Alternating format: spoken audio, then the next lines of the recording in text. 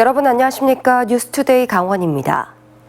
최근 들어 질병으로 휴직을 내는 자치단체 공무원들이 늘고 있는데 중추적인 역할을 하는 팀장급의 휴직률도 높습니다. 공석인 자리는 단기간에 쉽게 충원할 수 없어 자치단체의 고민도 깊어지고 있습니다. 김영호 기자가 보도합니다.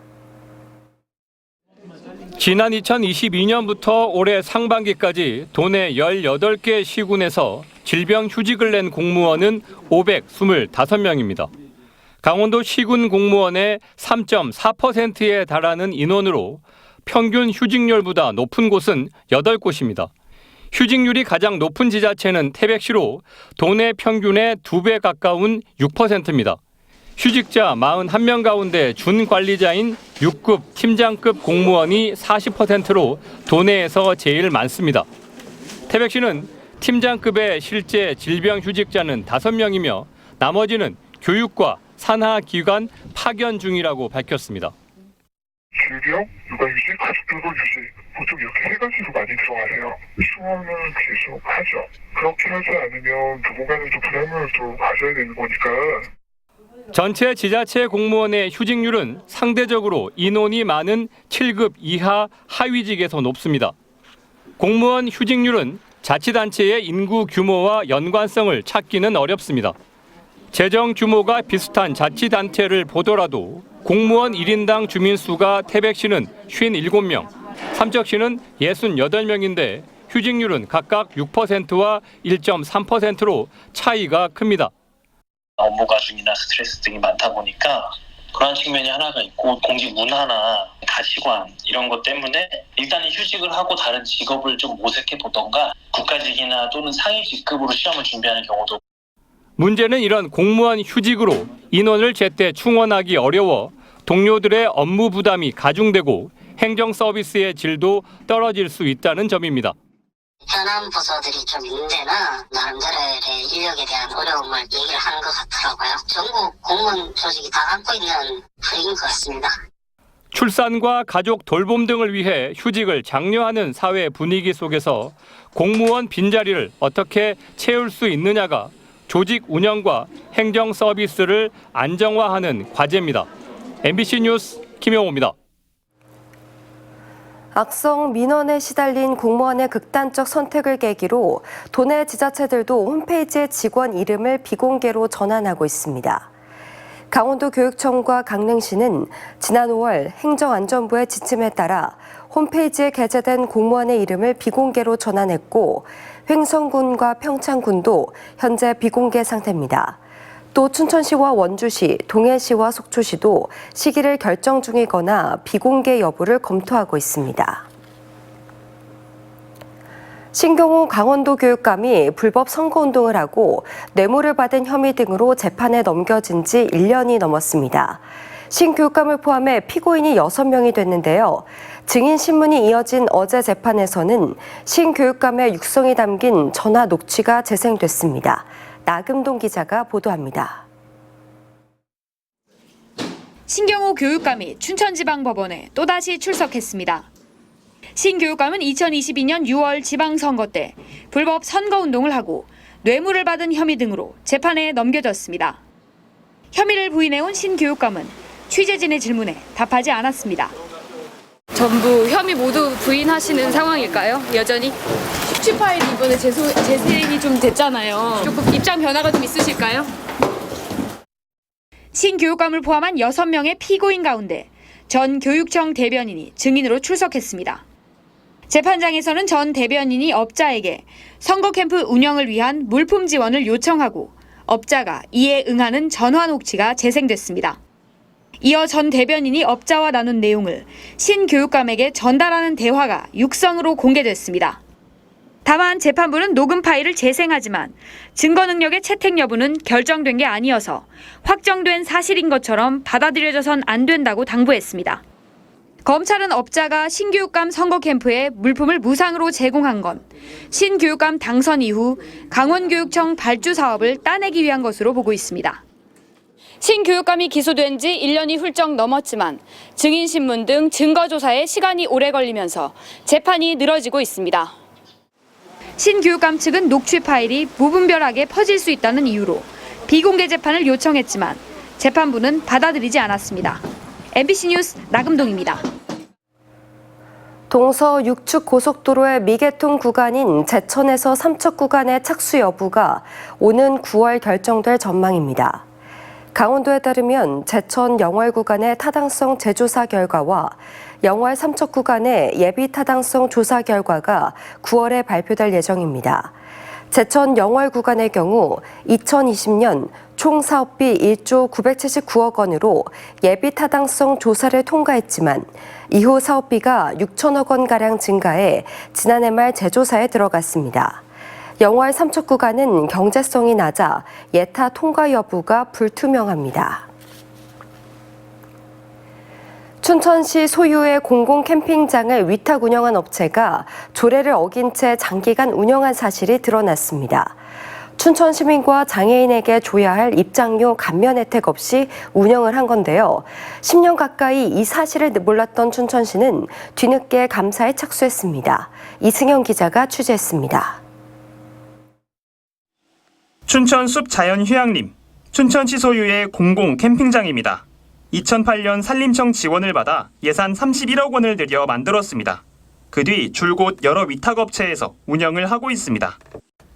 공공시설이어서 조례에 따라 입장료가 책정되는데 춘천 시민과 다자녀 가정, 장애인은 10에서 20%를 감면받을 수 있습니다.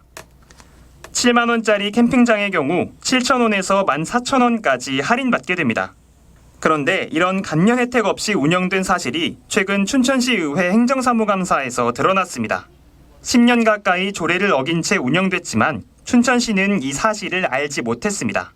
강릉시, 원주시, 강원도민들 다 자기네 시 재산 감면받고 30%씩 20%씩입니다. 돈, 집다리꼴은. 근데 춘천 시민만 지금 10년 동안. 문제는 또 있습니다.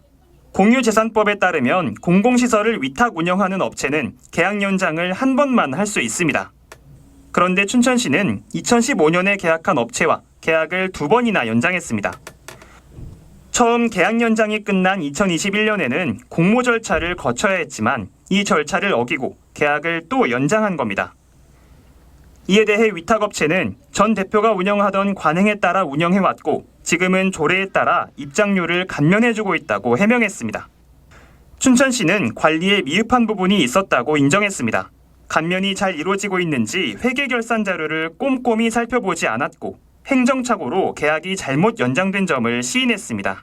조례에 명시된 춘천시민 10% 할인이라든지 장애인이 이렇게 저희 그 다자녀 할인에 대해서는 바로 저기 홈페이지 예약상에 저희가 조치를. 춘천시는 부당수익금이 있는지 또 다른 위반 사항은 없는지 춘천숲 자연휴양림의 전반적인 운영 과정에 대해 뒤늦은 감사에 나섰습니다. MBC 뉴스 이승현입니다. 원주시가 치악산 케이블카 건설 계획을 공식 석상에서 공개했습니다. 치악산 케이블카 공약을 내세웠던 김한섭 전 차관이 환경부 장관 후보자로 지명되면서 지역사회 기대감도 커지고 있는데요. 국립공원의 환경 훼손과 사회적 갈등을 우려하는 목소리도 분명합니다. 권기만 기자가 보도합니다. 원주시가 치악산 케이블카 건설 추진 계획을 공식화했습니다. 지난 역대 시장 군수와의 간담회 자리에서 다음 달 관련 포럼을 시작으로 올해 타당성 용역에 들어가 2032년 준공한다는 계획을 발표했습니다. 강원특별법 시행에 따라 규제가 완화되고 자율권이 확대되면서 이를 통해 관광산업을 활성화하겠다는 구상입니다. 치악산 비로봉으로 향하는 출발 장소로는 방곡역, 금대리, 흥량리 등이 거론되는 가운데 간담회에 참석한 전임 시장들도 많은 관심을 보였습니다. 국가지가 제일 단거리고 거기가 이렇게 이 스테이션을 만들 만한 그런 분위기가 가능하단 말이에요. 일단은 이게 국립공원이기 때문에 매우 어려울 거예요. 말씀하신 흥량리 그 3봉 그 거기까지 포함해서 저희가 심도 있게 검토를 하겠습니다. 김진태 도지사도 스위스처럼 친환경적인 케이블카를 만들겠다며 도내 6곳 가운데 연말까지 우선순위를 정하겠다고 선언했습니다. 여기에 지난 총선에서 치악산 케이블카를 공약으로 내세웠던 김한섭 전 차관이 사실상의 허가권을 가진 환경부 장관 후보자에 지명되면서 탄력을 받고 있는 분위기입니다. 하지만 국립공원에 케이블카를 건설하는데 반대하는 입장도 분명합니다. 케이블카가 등산객을 줄여 오히려 환경에 도움이 된다는 일부 의견도 있지만 우수한 자연환경을 보존하겠다고 지정한 국립공원에서의 대규모 개발 행위는 생태계와 환경에 치명적인 영향을 줄 수밖에 없다는 주장입니다. 국립공원을 파괴하고 자연을 파괴하는 형태의 파괴행위일 수밖에 없습니다. 그래서 케이블카라고 하더라도 치악산 국립공원을 파괴하는 그 어떠한 시도들도 시민의 입장으로서 동의하기가 매우 어려운. 설악산 국립공원 오색 케이블카 사업이 우여곡절 끝에 지난달 착공하기는 했지만 10여 년 동안 추진 과정에서 찬반을 두고 극심한 갈등을 빚었고 그 과정에서 적지 않은 사회적 비용이 발생했습니다. 최근에는 1,200억에 달하는 사업비 가운데 950억을 지자체가 부담하는 것을 두고도 지역 내에서 우려의 목소리가 커지고 있습니다. 여기에 전국에서 운영되고 있는 40여 개의 케이블카 가운데 여수와 통영 등 일부를 제외한 대부분이 적자로 운영되고 있는 상황을 감안하면 본격적인 사업 추진에 앞서 보다 신중하고 충분한 논의가 필요하다는 지적입니다. MBC 뉴스 권기만입니다.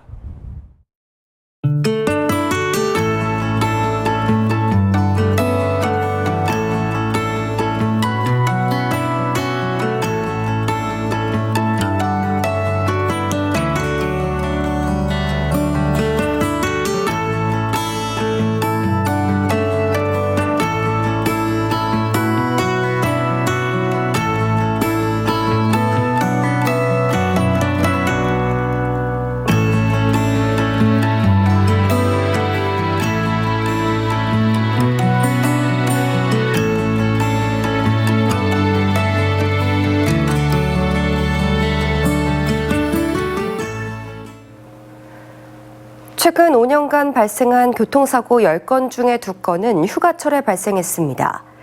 강원소방본부에 따르면 최근 5년 동안 강원도에서 발생한 교통사고는 22,600건으로 7, 8월에 20%가 넘는 4,000건이 발생했습니다.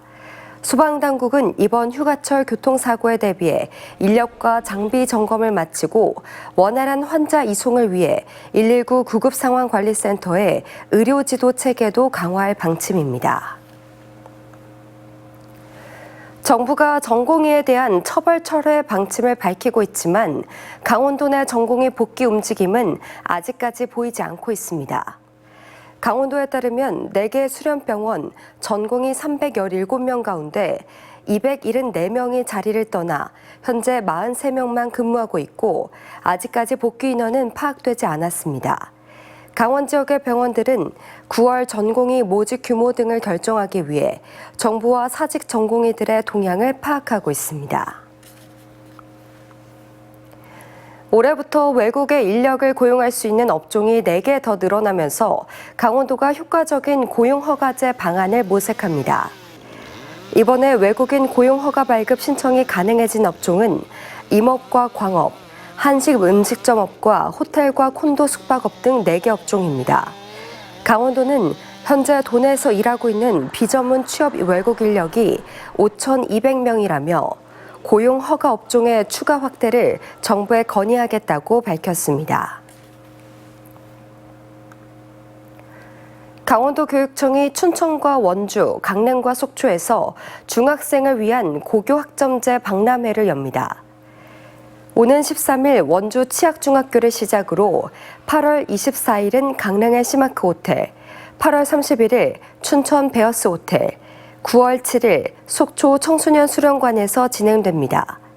이번 박람회는 내년 고교학점제 전면 도입을 앞두고 도내 중학생과 학부모, 교사의 이해를 돕고 학생들에게 진로와 적성 탐색의 기회를 주기 위해 마련됐습니다. 가칭 북부 공공도서관 건립을 앞두고 춘천시가 11개 공공도서관에 대한 중장기 발전 종합계획을 수립합니다. 한국도서관협회가 수행하는 이번 연구는 지난달부터 10월까지 도서관 이용 조사 등을 통해 올해부터 2028년까지 전문적인 도서관 운영 전략을 제시합니다. 춘천시는 공공도서관 확대에 따른 변화가 필요하다고 보고 도서관 정책 개발과 랜드마크화, 독서 문화 활성화 등에 주력할 계획입니다. 이상으로 뉴스를 마칩니다. 시청해주신 여러분 고맙습니다.